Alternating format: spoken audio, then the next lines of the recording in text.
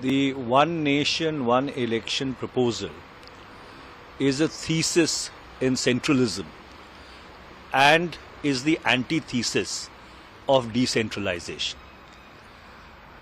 In 1947, when India became independent, provinces of British India and the 562 princely states came together to form the dominions of India and Pakistan respectively. Cognizant of this reality, the framers of the Constitution stated in Article 1 of the Constitution that India is a union of states. So the first question is that are the states on board with this proposal of one nation, one election? Number two, the Supreme Court of India in Kesavananda Bharati's case held federalism to be a part of the basic structure of the Constitution. This one nation, one election militates against that very conception of what constitutes the basic structure of the Indian Constitution and would fall foul when there is a legal challenge to it.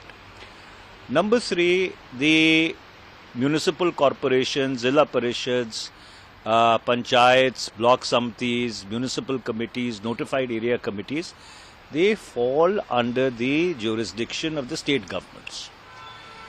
Though the 73rd, 74th Amendment gave them a constitutional status, but they actually fall within the purview of the state governments. So, would the state governments be willing to hold elections to local bodies along with the parliament and the legislative assembly elections? Is a question which nobody has consulted the states on.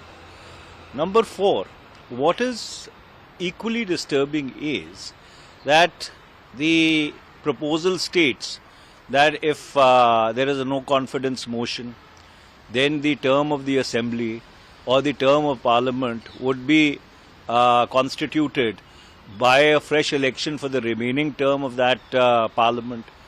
Now, under those circumstances, spending so much of money for a 2.5-year election or a 1-year election or a 1.5-year election, whether that measures up on the matrix of prudence or not is something which nobody has very seriously debated or deliberated.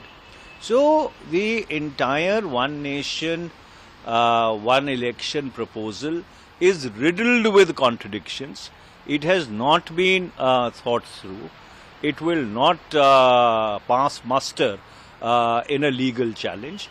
And moreover, it goes against the basic structure of the Constitution as was conceptualized by the framers of the Indian Constitution.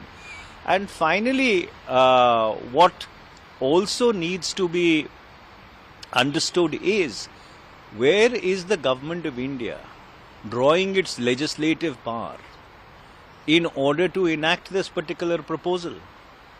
Where in the Constitution is the power to be able to completely subvert the basic structure, which it cannot be done because of Kesavananda Bharati, and moreover change the entire scheme of democracy which has been holding the field for the past 70 years. And I can go on chapter and verse, but in a sense this is a proposal which is not going to pass legal muster. It has not been thought through. I do not know whether it is the compulsions of coalition politics that the powers that be are feeling constrained because they have to walk on two crutches. Is it an attempt to get rid of those two crutches? So I think this proposal is more political than constitutional.